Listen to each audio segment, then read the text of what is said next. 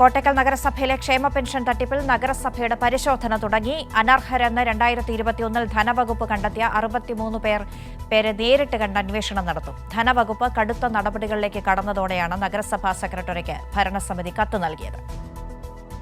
കോട്ടക്കൽ നഗരസഭയിലെ 7-ാം വാർഡിലാണ് ഗുരുതരമായ പിഴവ് കണ്ടെത്തിയത്. പട്ടികയിലുള്ള 42 ഗുണഭോക്താക്കളിൽ 38 പേരും പെൻഷന് അനർഹരെന്ന് കണ്ടെത്തിയിരുന്നു.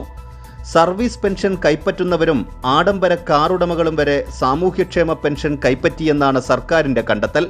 തട്ടിപ്പിന് കൂട്ടുനിന്ന ഉദ്യോഗസ്ഥർക്കെതിരെ വിജിലൻസ് അന്വേഷണത്തിന് ധനമന്ത്രി നിർദ്ദേശം നൽകിയിരുന്നു.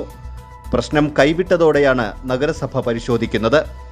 അനർഹരായവർക്കെതിരെ 2022 നഗരസഭ പ്രാഥമിക നടപടിയെടുത്തിരുന്നുവെന്നും 18 പേരെ പെൻഷൻ പട്ടികയിൽ നിന്ന് നീക്കിയിരുന്നുവെന്നും നഗരസഭാധ്യക്ഷ ഡോക്ടർ ഹനീഷ പറഞ്ഞു. ഏതെങ്കിലും രീതിയിൽ ക്രമക്കേട് കണ്ടെത്തുന്ന സ്ഥിതിക്ക് നമ്മൾ തുടർ നടപടി സ്വീകരിക്കും.